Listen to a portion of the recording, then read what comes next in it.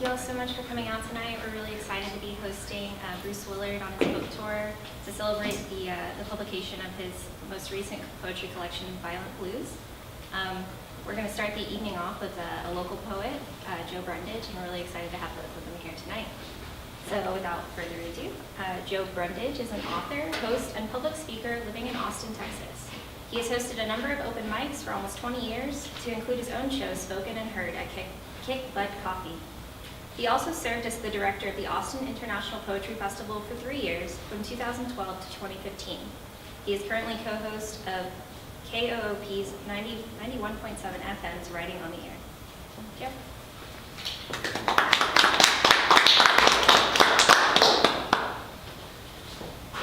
All right, just one more, just for calibration, real quick. If y'all could clap if you're sitting or standing next to someone beautiful.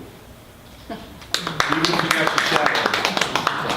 So, all right. So, like I said, number one, thank y'all for having me here today. It's a pleasure to open up for Bruce. I'm going to go ahead and start with a few poems. I live my life from paycheck to paycheck. So in exchange for all the services rendered, I get the next day. It means you're barely able to pay the bills. And no matter how many tomorrows I get, they go so fast that before the check comes, all my money is spent. And all I have left to show for is a kitchen drawer full of yesterdays that I can do nothing with. I've applied for assistance, but you only get help sporadically. It prompts one to stop asking. I gave up on waiting for someone who breathes, someone who bleeds, someone who will fail just like I do. I gave up on waiting for someone else's light to guide me out. I've never been one for waiting anyway. I decided that since I'm on borrowed time, I better live this life now before someone comes back around asking for the money. I need to live as if the money is here, because instead of writing a check I can't cash, because I'm still kind of sore from the last time I found out that I was wrong. So from now on, all bets are off. And nothing is anything anymore. But if you have to know anything about me, then know this. I come from a place of not many, but few. I come from a place of no better than you, and that's the last part of this poem that will rhyme. I will no longer write to recreate what you see when you do take notice, because when I ask you and you tell me, I have no idea what you're talking about. From now on, I will live my life behind blue bars in a white cell, waiting to receive a temporary pardon, or better yet, some time out in the yard every time I push out a real piece. Give you some soul food as opposed to some knee-jerk chicken. From now on, I am the third word in a sentence of 16, and I don't care if you forget me, just don't let the thought perish. I'll give it there. Keep one on me in case you need one. And if I find out I know more than you, then I'll see to it we're on even keel before our time together is done. And I will no longer wait for someone to love me, because when you think about it, if you don't love yourself enough to be happy being alone, you have been cheating on yourself with everyone you thought you were giving your heart to. And I am done living my life as an adulterer. I will live my life as a slave to the idea of my own freedom, wearing the welts on my back with pride. So if you have to know anything about me, then look at yourself. There's some of me and all of you, and vice versa. I will pay what I owe for what I have done. And when my time is nigh, that'll be in cash, not credit. Don't ask me for anything other than nothing, and maybe about 5 seconds from now, because that is all that I had. Don't ask me about tomorrow or further. I have no future. I've already lived it. And all that I got left, I've got the past, and my Lord knows I've got enough trouble letting that go. So, and all that I have left, what I have, what I know that I have, is today. Today works.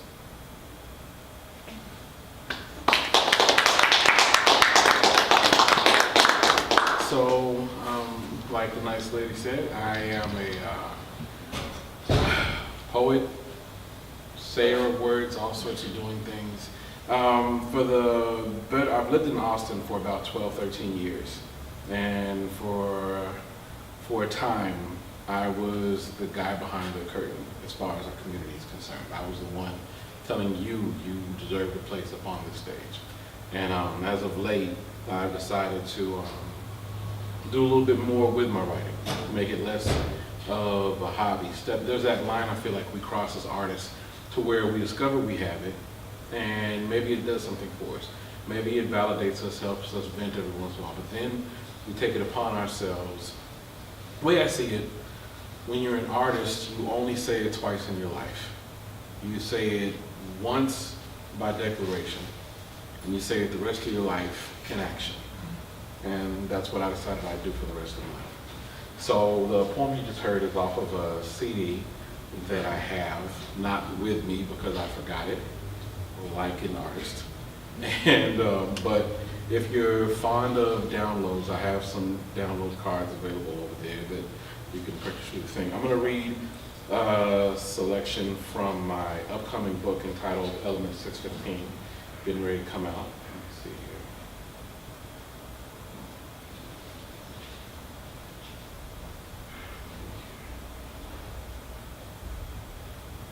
As soon as the computer works. Okay, here we go.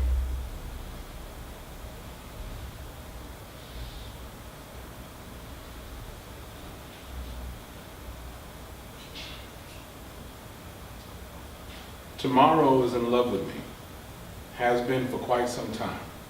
But I'm already in a relationship, estranged from today, still seeing yesterday on the side. Tomorrow knows I ain't happy, but knows I may not be the victim. Doesn't want what I won't let go of, sees how I neglect today, wonders why I don't leave, sees the way I look at yesterday, and wonders why I go back there, wonders if I ever really left. Tomorrow knows that a lover that will not let go of the past can never hold your hand, knows that a problem you don't want solved is not a problem, will not have a lover addicted to conflict, so she leaves me to my maelstrom, tells me that I only have what I want, says that she cannot be a party to my purgatory, but promises that should I break away, that when I am done having such a ball with my chains, that she will be waiting.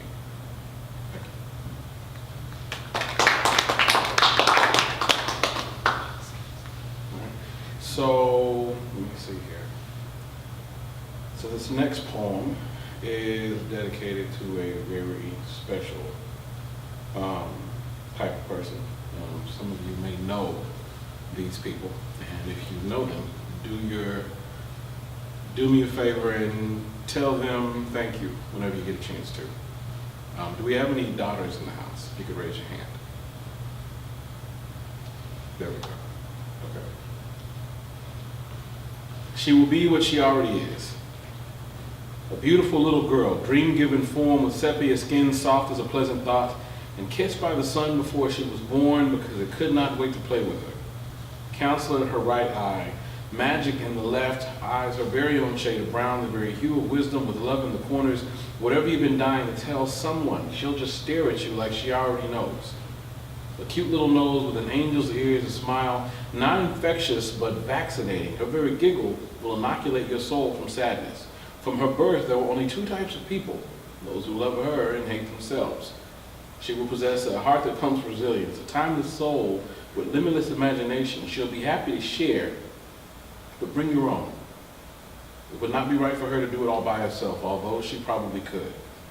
Laughing, hugging, and crayons will range among her chief priorities. She'll try to color between the lines, but should she etch beyond said barriers, then that is just what needed to happen. Nap time is something she will only do when necessary, as there is too much for her to do to waste time closing her eyes. She'll have a thing for applesauce. Applesauce will be important. Applesauce will be the only thing that stands between us and total annihilation. She will never hide unless it's her turn to her. The world has really got on her nerves that day. At some point, she'll want to fly. And despite gravity's lesson, she'll earn altitude for even believing she had a place among the clouds. She'll befriend logic and love her dreams no less. She will avoid going crazy by not fighting it, dancing wherever she pleases, twirling, swaying, and jumping in the air and the rain as if they were the only partner suitable. She'll make a fine caretaker for every heart in her hands, though few will ever be worthy of hers. She'll have the right to remain silent, though it will never be a precedent. And while she may never tell you everything, she won't need to. She will speak her mind, not her mouth, with nothing to say, unless there is something to say. She will have the right to be a problem and find rebirth in the solution. Loving her will be easy, but she can't help you if respecting her proves difficult. She'll find a woman in the mirror one day, and they will love each other forever, and her real beauty will be found in strength, sacrifice, and resilience. Even the dreams she won't want to have will guide her, but some days she'll need to stop. Rest her hands at her backside. She'll breathe. And she'll keep going.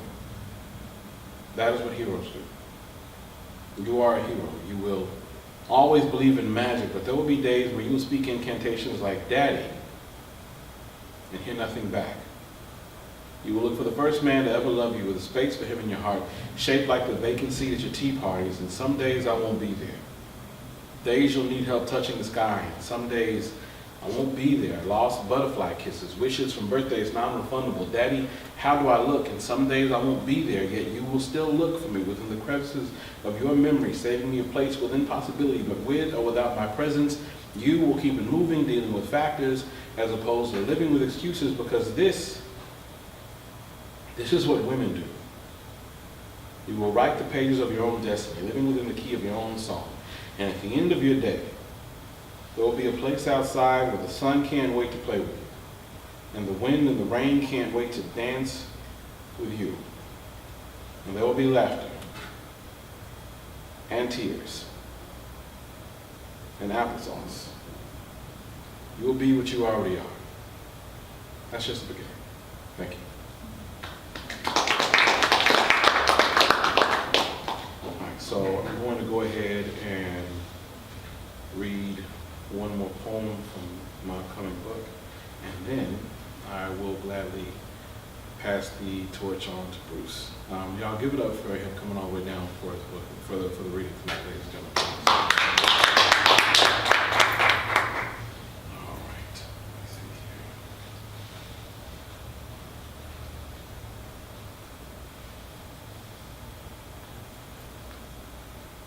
Okay. This poem is called Muted.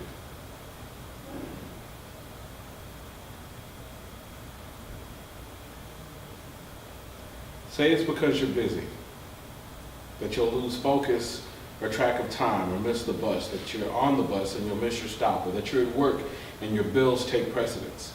Say that the timing isn't right, you don't have the right pen, and there are all these books you want to read. Say your chakras aren't aligned, that your environment isn't perfect, that you've got allergies, though truth be told, you are congested in more ways than one. Say you have too much on your mind, that it's not something that grown-ups do, and besides, it's already too late in the evening. You got to get up early for work tomorrow, and you need your sleep, even though you never used to say that. Maybe you still feel guilty having lost so much the last time you gave into it. So you just lie and tell us that you've lost it, knowing full well that it's right there, breathing down the back of your neck. Say it's because you're still in that room and you still remember holding her hands and saying hello as her eyes said goodbye. Say it's all too much, a room full of people trying to walk out of the door at once, and you refuse to acknowledge the insurrection inside, telling folks that you're fine while they can clearly see the fissures on your face. And you become so preoccupied with running that you stop caring about where you were going, or maybe you just finally get hit with so much at once that you finally discorporated. Pieces of you spread throughout the whole of your existence. Say that the show must go on, even and especially when you're not on stage. Say that you prefer claustrophobia to your fear of heights. Say you're too busy trying to save the world, even though nobody asked you. Say that you have a lot going on, a lot of things going on at once, and it's not like anybody will care. Say that you actually believe that the fire inside you should asphyxiate, so you hope to God the anger stays inside, too preoccupied with eating you to learn how to use the door. Say that you would rather be the master to your slave as opposed, say that you would rather be the master to your slave than the captain of your soul. Say that Jupiter isn't aligned with Atlantis, that it's been years since the doctor said that we need your permission to terminate. And purgatory is every day after you said yes, as the apology you never gave is a boil on the inside of your throat. Say that for whatever reason, you prefer your light in the valley. Say you have a lot going on. Say you're afraid it's gone. Say you're afraid it's still there. Say that you are scared of the big bad monster that will come and make you cleanse your soul of all that you won't let go of. Say that you have lost faith in yourself. Tell me whatever you have to, but do not sit here and tell me that it's because you have nothing to write about. Thank you.